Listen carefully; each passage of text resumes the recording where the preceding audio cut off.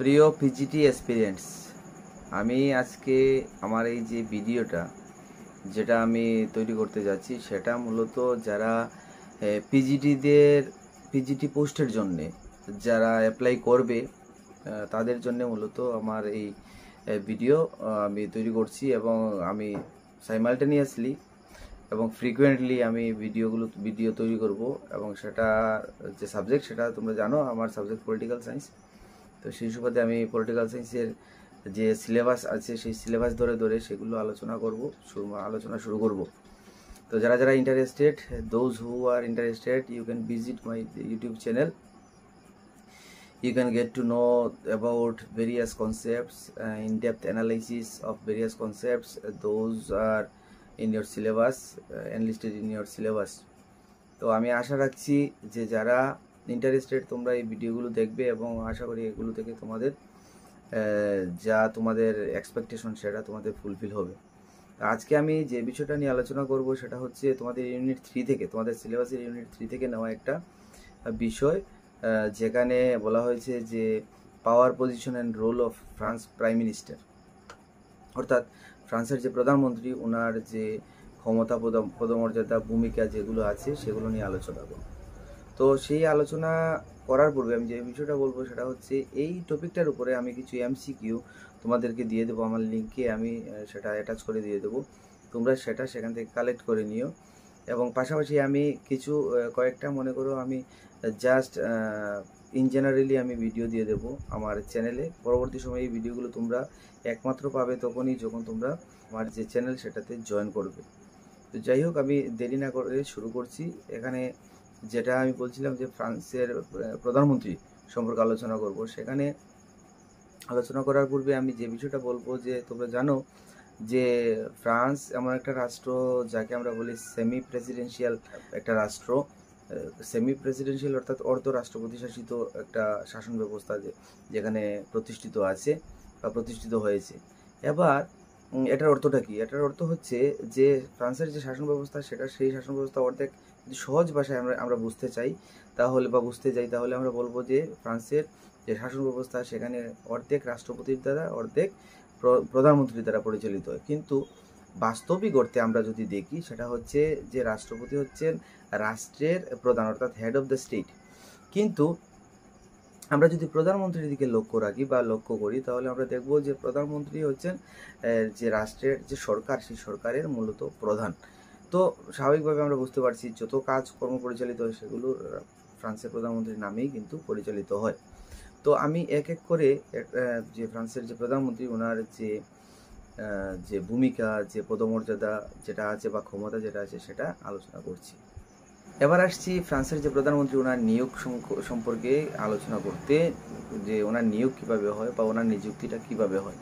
এটা আলোচনা করার পূর্বে যে বিষয়টা আমি তুলে ধরবো সেটা হচ্ছে সংবিধান বা সাংবিধানিক দিক থেকে প্রধানমন্ত্রী মূলত সংসদের কাছে দায়বদ্ধ থাকেন বা দায়িত্বশীল থাকেন, এটা আমাদের মাথায় রাখতে হবে।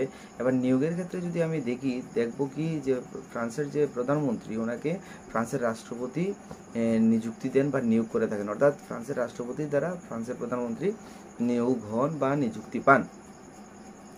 এবার দেখা গেছে এই ক্ষেত্রে যে এই নিযুক্তি বা নিয়োগের ক্ষেত্রে এমন একজন ব্যক্তিকে নিয়োগ করা হয় যার উপর যে ন্যাশনাল অ্যাসেম্বলি যেটা, সেই ন্যাশনাল অ্যাসেম্বলির অর্থাৎ জাতীয় পরিষদের আস্থা থাকে, ঠিক আছে, অর্থাৎ একটা ভরসার জায়গা থাকে।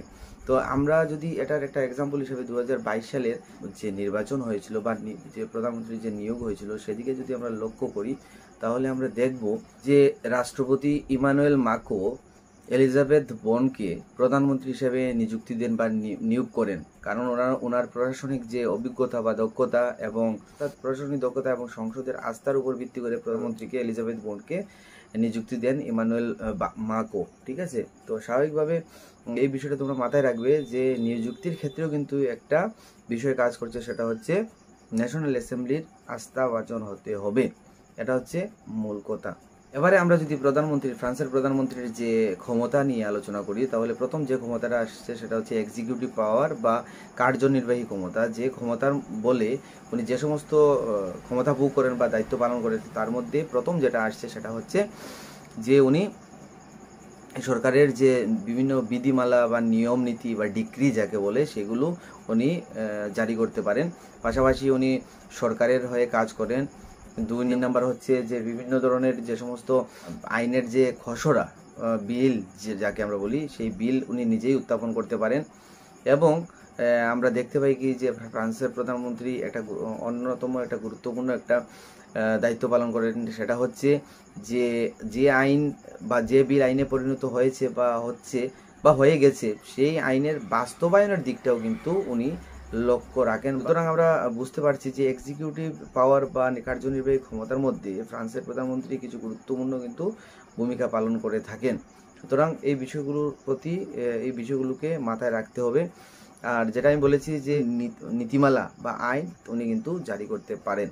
এখানে আমরা উদাহরণস্বরূপ আমরা বলতে পারি যে কোভিড-19 মহামারীর সময়ে যে ফ্রান্সের প্রধানমন্ত্রী স্বাস্থ্যবিধি রচনা করে বা স্বাস্থ্যবিধি যে জারি করে মূলত কি করেছিলেন, একটা বিধিনিষেধ গড়ে তুলেছিলেন বা তুলে ধরেছিলেন। তো এটা হচ্ছে এক্সাম্পল, আমরা কিন্তু এটা মাথায় রাখবো। অর্থাৎ ফ্রান্সের প্রধানমন্ত্রী এই বিধিনিষেধ জারি করতে পারেন নিজে থেকেই। নেক্সট হচ্ছে অ্যাডমিনিস্ট্রেটিভ পাওয়ার বা প্রশাসনিক ক্ষমতা।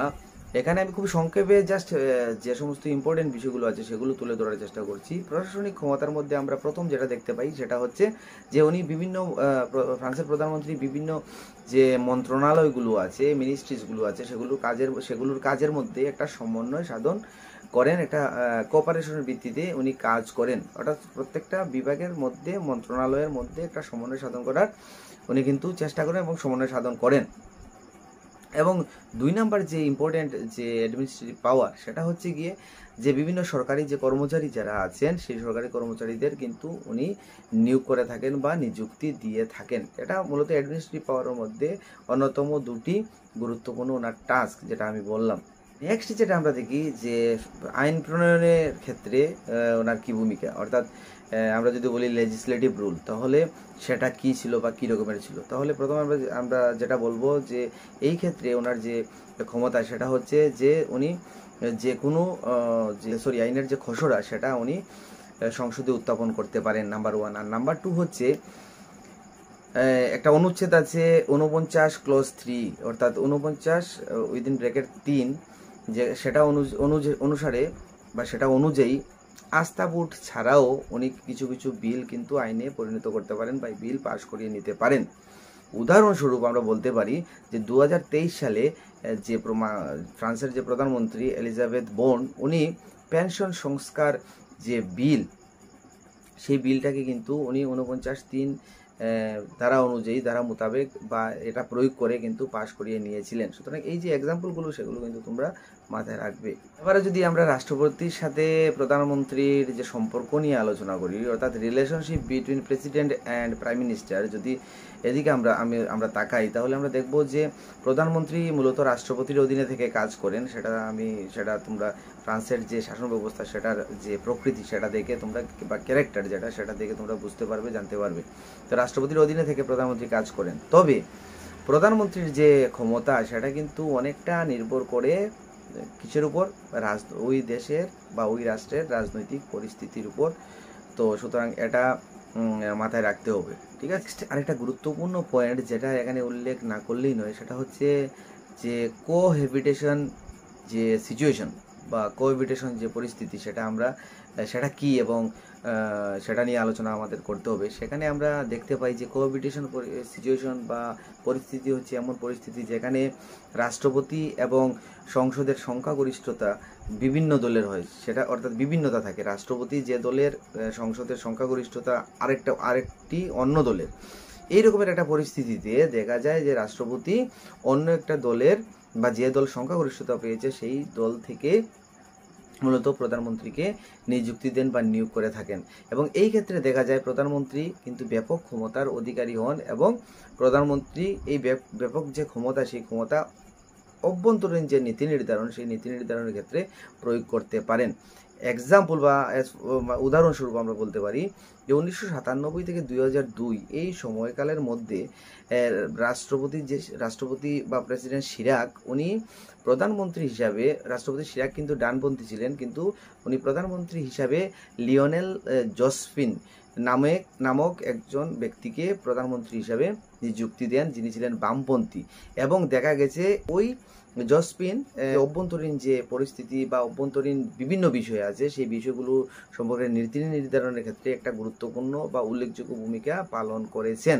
এবার প্রধানমন্ত্রীর দায়বদ্ধতা নিয়ে বা অ্যাকাউন্টেবিলিটি নিয়ে যদি আমরা কিছু আলোচনা করতে চাই বা তুলে ধরতে চাই, তাহলে আমরা দেখব যে প্রধানমন্ত্রী অর্থাৎ ফ্রান্সের প্রধানমন্ত্রী সংসদের কাছে কিন্তু দায়বদ্ধ, অর্থাৎ he is accountable to the assembly, national assembly, ঠিক আছে, সংসদের কাছে উনি কিন্তু দায়বদ্ধ থাকেন। এবার এই সংসদের আস্থা ভাজন যদি উনি না হন বা আস্থা ভোট না পান বা আস্থা হারিয়ে ফেলেন, তাহলে ওনাকে কিন্তু পদত্যাগ করতে হয়। সুতরাং এই বিষয়টা খুব ইম্পর্টেন্ট যে প্রধানমন্ত্রী কার প্রতি দায়বদ্ধ, এবং সেই দায়বদ্ধতা বা আস্থা ভোট না পেয়ে থাকেন তাহলে কি হতে পারে, ওনাকে পদত্যাগ করতে হয়। এই বিষয়টা কিন্তু মাথায় রাখতে হবে। যাই হোক, সব শেষে আমি যে কথাটা বলবো যে ফ্রান্সের যে প্রধানমন্ত্রী উনি প্রশাসনিক বা আইনগত দিক থেকে অনেক গুরুত্বপূর্ণ ভূমিকা পালন করে থাকেন, এবং ফ্রান্সের রাজনৈতিক বা ফ্রান্সের শাসন ব্যবস্থার মধ্যে একটা উল্লেখযোগ্য ওনার ভূমিকা আছে, এটা মানতেই হয়।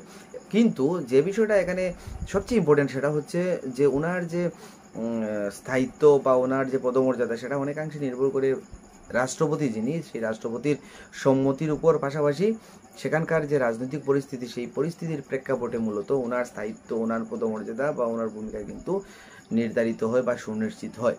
তো যাই হোক, এই হচ্ছে সামগ্রিকভাবে জাস্ট বেসিক যে আইডিয়া, যেটা নিয়ে আমরা কনসেপ্টটা ক্লিয়ার করতে পারি ফ্রান্সের যে প্রাইম মিনিস্টার সম্পর্কিত আলোচনা, সেটা এখানেই আমি শেষ করছি।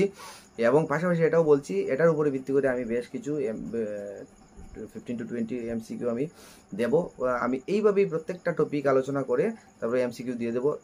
তোমাদের যদি কোনো মতামত থাকে, তোমাদের কোনো স্টেটমেন্ট, কোনো ধরনের কোনো কিছু থাকে, তাহলে তোমরা কমেন্ট করে জানিও, তাহলে আমি সেই মোতাবেক সেটাকে আর একটু মডিফাই করার চেষ্টা করব। সবাই ভালো থাকবে, সুস্থ থাকবে, এবং তোমাদের এক্সাম যাতে খুবই ভালো হয় সেই আশা ব্যক্ত করে আমি এখানে শেষ করছি। সবাইকে ধন্যবাদ।